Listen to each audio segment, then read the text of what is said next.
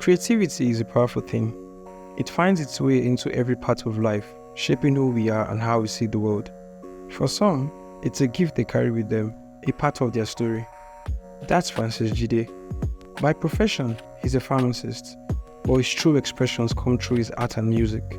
He paints life with vivid strokes on a canvas, and when he's not creating visuals, he's pouring his voice into rap. His work brings a sense of calm and wonder, a reminder of the beauty that's always around us, waiting to be seen. Today, we step into the world of this Nigerian creative, where science, arts, and rhythm come together in ways that only he can imagine.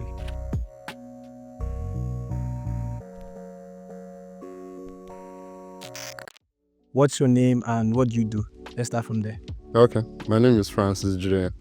Francis Babajide Akinawenfo. I'm a visual artist. I'm a multidisciplinary artist, but I focus on visual arts majorly. I'm also a photographer, a rapper, a pharmacist, but I think we should stick to the arts. That's a lot. Like a lot of things you're doing. That's a lot. I try my best.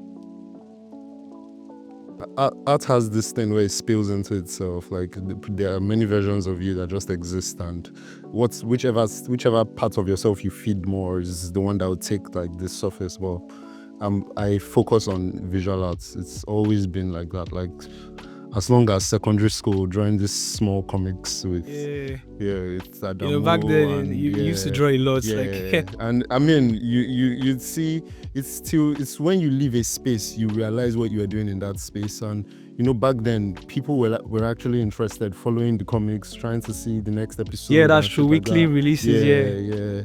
And just taking that and taking it to the university, and then I started to do actual portraits. And when I was in university, it's not like I knew this is exactly what I'm doing or this is what I'm building. Just doing it because that's what I felt like I should be doing. Like it's a natural gift. Like while I was in Luth, like almost everybody that knew me in Luth already knew me for making artworks. So as at 200 level, I had already coined the name Francis Jide and already started making portraits for people, doing speed paintings on stage in church and stuff like that. I met Fola David, who was a more established artist in Luth at the time. And so I fucked with his work a lot, and I just reached out to him, like, I want to learn this thing you're doing. Like I already had the skill, like you just need some guidance, to put you through. And he really like put me on a path, and I just like took it from there, because I mean, like I said, it's what I always wanted to do. Personally, I think art is expression. I think it's you can almost directly replace the word art with expression.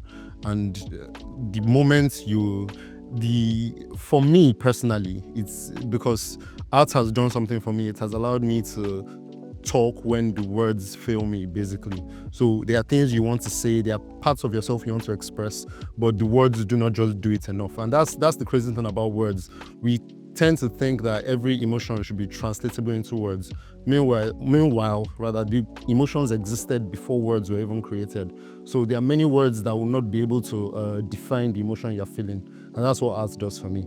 So it's basically expression. And the more you do it, the more you realize that art is our biggest form of inspiration within ourselves. It's the best way you can inspire everybody around you. And that's why you hear musicians sing a song that can change the entire world, basically, because somebody listens to that song and it taps into the musician's experience, where the musician is singing from.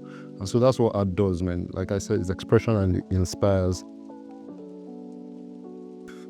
Everything is practice, man. There's nothing you do. So the more you do it, the more magically it seems like you're doing this thing out of jazz or something, but it's simply just practice. Like anything you do over a period of time, you just tend to look like a master at it.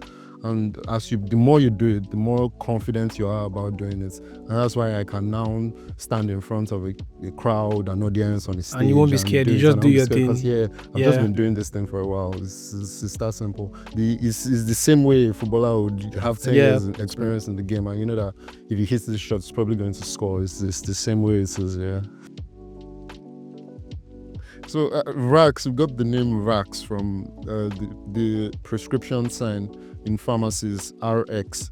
So that's how we coined the name Racks. And Racks, like having money, like racks. So that the group is basically from school, from Luth. We were, some of us roommates, some of us by friends by association, but we're all pharmacists, and you just like talents with you talents usually in the same space. You guys just naturally tap into each other, and you just form a connection within each other. When there is like a similar mindset, when you guys are like similar goal driven. So, and that was how we actually came together. Each of us was actually like doing music, or was very much interested in music. So, and we 5 of us or 6 of us came together and we've actually formed the group. And I mean, since then, just being together, doing the music thing together. Yeah, exactly. I mean, I'll say, first of all, it's sitting back now and looking from the outside, you realize that, wow, you actually put this thing together. But in the moment, it was very hectic. It was very tiring. I was stressed. I was depressed. And Wow. I mean, yeah, I mean, because it's a lot of work. You put in so much for sometimes so little reward. But you know that you're doing it from a place of passion. You're doing it from a place of, this is exactly what I want to do. And so, I mean, it was a great feeling actually to have that many people come around. It's grounding to realize that this many people are actually following what you're doing. They're interested in what you're doing, and I don't mean to swear, but they fuck with you. That's the best way to put it. So it was actually grounding eventually to see that. And you see, with they say with power comes responsibility, and you see that something has been handed to you, like, because it's like this, like Denzel Washington would say, it's a gift. It was given to you, and you now have a responsibility to I saw my major responsibility, like I mentioned at the beginning of the interview, is to inspire. There's something that you carry that you can be a light for everybody around you. People can look at you, look up to you, and they can become something just listening to what you say or watching what you do. And I mean, that was one thing that the exhibition did for me. So I made this NSARS artwork.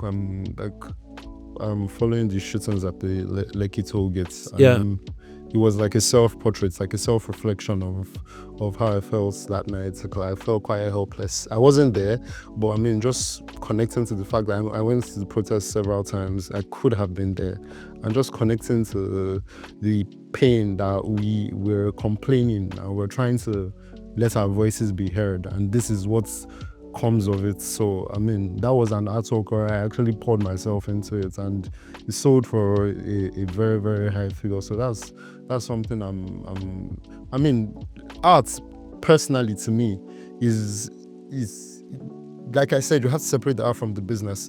But being that I am an artist, it's more about what I am putting into the art. That's where the glory actually comes for me. Like the amount of myself I was able to pour into this work. And that was one work where I actually I went down and I put everything I felt into it. So that's one work I'm proud of. That was really a tough time. Like, Yeah, that period it was really actually. tough. It was. Yeah. You know, AG said something. He said he had to make money to find out that money doesn't bring happiness. But he's not going to tell you not to make money, but you should make your own money and find out for yourself. So when I was younger, like, success was making a whole lot of money for me. But you know, when you make that money, eventually you find yourself constantly still searching for something. And you realize that it was never money. You just had a space that you're not feeling for yourself. And that's making money and bringing myself to this point I'm in my career. It has shed a light on that part of life for me. So I would personally define success as the number of lives you actually touch, the number of people you inspire, what you are capable of showing the world through, like I said, the gift that you've been given. I'd look at someone like Tunde Onokaya and I would define him as successful, because Tunde Onokaya has been able to touch a wide range of lives around him just with the God-given talent of chess. So it's that simple. That's what can you do, and that was the theme of my exhibition, Through Darkness Shining Lights. Like, you're going through something, like everybody's going through something, but what do you do while you go through what you go through? And that was like, through darkness you can shine lights. And so that's what I would define success as: the amount of people, the amount of lives that you can touch, inspire, change, basically. I never got a formal education in arts, so I intend to get a formal education in arts. Okay. So that's, I mean, there are things that a school will teach you that you probably can't learn on your own. It's good to have guidance. It's good to have backing, like a backing of a certificate that you are actually studied in this field. So I would like to actually get a formal education in arts. I think that's what I'm focusing on, basically. And I'm gradually realizing that it's a long career. Yeah, very long. Yeah, You keep evolving day by day. Exactly. Day by day. There's really no pressure to do anything at any time. But just take it as it comes, and you just create from where you are, basically. Like, wherever you find yourself, you create from there. There's no pressure. There's no rush. And so that's how I see it, basically. Yeah. It's a long-term game. The social media has created this perspective of instant gratification, so to say, where people want it like that, and it never works that way. It's a waiting game. It's a long game. You need to have. I'll give you an example. I sold my most expensive work. I made it in, say, 2019. I sold it, I think, 2017. I sold it in 2021. So 4 years later. So it's a waiting game. It's